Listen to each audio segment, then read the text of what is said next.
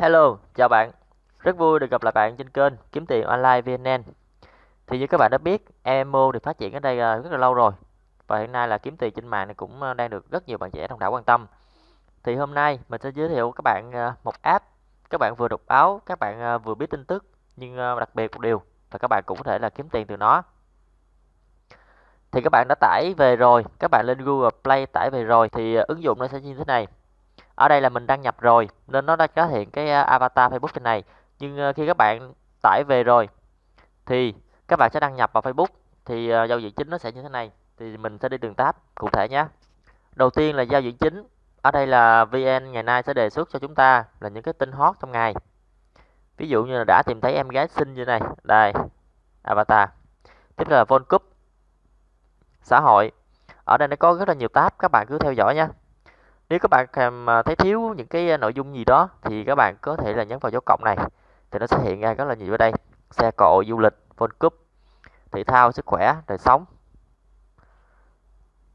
Khi các bạn đã kéo về rồi thì các bạn là tiến hành nhấn dấu X và ta đọc thôi. Vào điều mà các bạn quan tâm là vào cái phần giao diện đây, quản lý giao diện. Phía trên này thì nó sẽ để thời tiết và khu vực, thì các bạn cứ đăng nhập vào. Nếu mà định vị GPS đấy thì nó sẽ hiện ở đây, các tỉnh nào thì nó sẽ hiện thời tiết ở đây. Từ trên xuống là các bạn có thể trồng cây tiền. Đây là cấp bậc mầm, đây là avatar. Cây tiền này mình hướng dẫn sau. Đây là cấp bậc. Thì mình mới chơi ở đây từng phần. Hôm nay bạn đã có 5 điểm. Điểm thưởng ở đây là 118 điểm kinh nghiệm. Thì như các bạn thấy ở đây, quyền lợi này, quyền lợi khi tăng cấp. Khi các bạn tích lũy được nhiều xu thì cứ mỗi cấp bậc thì nó sẽ tương đương với một số lượng xu bao nhiêu đấy. Ví dụ như các bạn có 5.000 bạn đọc đầu tiên thì cấp bậc 4 và xu tặng thưởng sẽ là 6, và tương tự như vậy đến cấp 14 thì đây 195 điểm. Thì làm thế nào để thăng cấp? Vào khi các bạn bình luận thì nó sẽ cộng một là ESP, mỗi ngày là tối đa 5 điểm. Các bạn gửi cho bạn bè, nghĩa là các bạn chia sẻ đấy, thì nó sẽ là cộng 2, mỗi ngày tối đa là 20 điểm. Và mỗi 5 phút đọc tin tức thì các bạn sẽ được cộng là 3 điểm. Và là các bạn mời bạn bè tải app, thì sẽ được là đây, mời bạn bè tải app thì được cộng 20 là EXP và không giới hạn.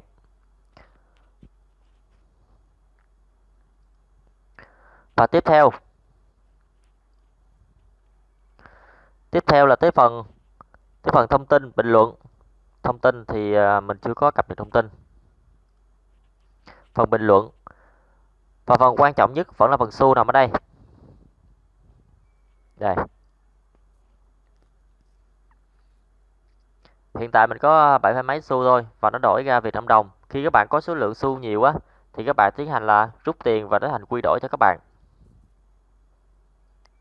Tiền không quy đổi được. Ở đây thì các bạn tiến hành là có 3 phần để rút tiền. Thứ nhất là đổi thẻ cào điện thoại. Thứ hai là nhận tiền qua thẻ ngân hàng. Và thứ ba là nhận tiền qua ví điện tử.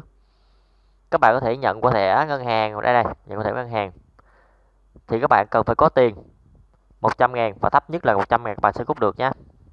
Khi đã xác nhận xong, các bạn, ví dụ tôi chưa có nhưng mình nhập 100 tôi xác nhận. Thì ở đây nó sẽ yêu cầu các bạn là chọn ngân hàng. Ví dụ các bạn chọn ngân hàng là Vietcombank. Họ và tên các bạn điền vào, tỉnh các bạn điền vào và chi nhánh của ngân hàng đó, và các bạn nhấn truy cập thì nó sẽ tiến hành rút cho các bạn thôi. Xác nhận và tiền sẽ về trong khoảng từ 1 giờ đến 2 giờ. Trở lại bước đầu. Và các bạn làm sao để mà nhận được tiền? Thì hồi nãy mình mới giới thiệu xong rồi. Và làm sao để các bạn là có được tiền từ VN ngày nay, từ đọc báo, từ bình luận, từ tích lũy xu, thì các bạn có thể là thu nhận lính mới nằm ở đây và xem. Ở đây nó sẽ có phần là chia sẻ cho bạn bè, và giải thưởng lên đến 1 triệu đồng, và mỗi tuần sẽ có một giải đặc biệt. Ví dụ đây các bạn Mỹ Linh này, đóng góp này, lính mới này, 12.000 mấy này. Và nó đã có là 44 triệu, 21 triệu, 12 triệu và còn rất là nhiều đây. Ở đây là cái bảng mà khi mà các bạn giới thiệu cho bạn bè thì trực tiếp mời được một lính mới, nghĩa là mời được một người đấy, thì các bạn sẽ được cộng là 3 Việt Nam đồng. 3.000 Việt Nam đồng. Cấp bậc thứ hai là 2.000 và cấp bậc 3 là chính là 1.000. Ở đây sẽ có phần chia sẻ nè, nó hướng dẫn cho các bạn cách làm như thế nào nè. Và các bạn cứ nhấn vào đây để chia sẻ link. Các bạn có thể chia sẻ qua tin nhắn này, chia sẻ qua Facebook này, Zalo hoặc là bí mật, hoặc các bạn có thể copy đường link này và các bạn dán vào bất kỳ đâu. Thì khi có người nhập vào đường link đó và khi họ đăng ký theo cái đường link của bạn thì bạn sẽ nhận được cái phần hoa hồng từ đó bạn nhé. Đấy. Khá là đơn giản. Ví dụ mình sẽ vào đọc một tin tức này nhé. Đây. Quỳnh búp bê ớn lạnh cảnh gái bán hoa bị đánh thừa sống thiếu chết vì đi tiếp khách. Mình nhấp vào xem. Trong quá trình các bạn xem thì các bạn chịu khó đọc như thế này. Khi bạn kéo xuống từ từ. Đây. Khi bạn kéo xuống từ từ. Đây. Thì khi các bạn đọc hơn nửa bài như thế nào đấy thì nó sẽ có là thưởng một iPhone. Vé dự thưởng khi các bạn nhấn nhận. Thì ở đây nó có thể thưởng cho các bạn là iPhone hoặc là vé một cái vé xổ số, một cái vé xổ số ấy. Thì mỗi tuần sẽ có một chiếc iPhone được trao. Và các bạn nhấn nhận.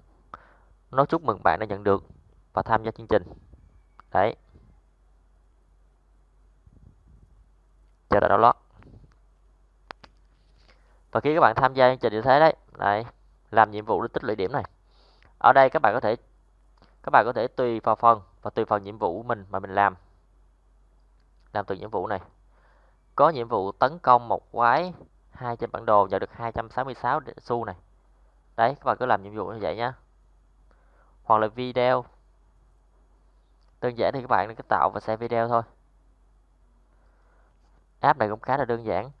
Vào những cái thời gian rảnh á, nếu mà các bạn cứ đọc những cái trang báo khác á, thì các bạn không được tiền đâu. Mà khi các bạn tham gia vào VN ngày nay á, thì các bạn sẽ được tiền. Và còn một điều đặc biệt ở đây nữa là VN ngày nay sẽ khuyến khích các bạn đăng những video lên trang của nó. Ví dụ đăng ở đây. Thì các bạn sẽ viết bài và các bạn chọn hình ảnh. Sau khi xong thì các bạn sẽ đăng. Đấy. Khi các bạn đăng mà có nhiều người lượt xem, có nhiều lượt bình luận và có nhiều lượt chia sẻ như thế này thì nghĩa là các bạn cũng tích lũy điểm và tích lũy điểm tương đương cùng các bạn cũng có tiền nhé. Đấy. Một trang báo là rất là mới và tích hợp và kiếm tiền cho chúng ta nữa. Khá là ok đúng không? Đây, còn một phần hồi nãy mình quên nói chính là cái phần mà cây kiếm tiền nằm đây. Cấp độ tùy theo cấp độ mà khi bạn nhận cây kiếm tiền cho tôi thì cái cây này nè nó sẽ càng ngày càng lớn và các bạn khi cây càng lớn thì nó sẽ cho ra cây xu và cho ra tiền. Đây. Khi các bạn nhận cây mới thì nó sẽ cộng 5 tích lũy 5 điểm cho các bạn cũng tương đương là EXP đấy. Và các bạn có thể xem cách trồng cây. Đây. Bạn có thể xem ở đây. Hoặc là thu hoạch cây. Đấy, tổng thu nhập được 0,61 này này. Đấy. Khá đơn giản, không gì phức tạp đâu. Và còn một cái ứng dụng rất là tuyệt vời của VN ngày nay nữa là các bạn có thể xem xổ số trực tiếp từ nó. Đây, khá đơn giản đúng không? Miền Bắc, miền Trung và miền Nam.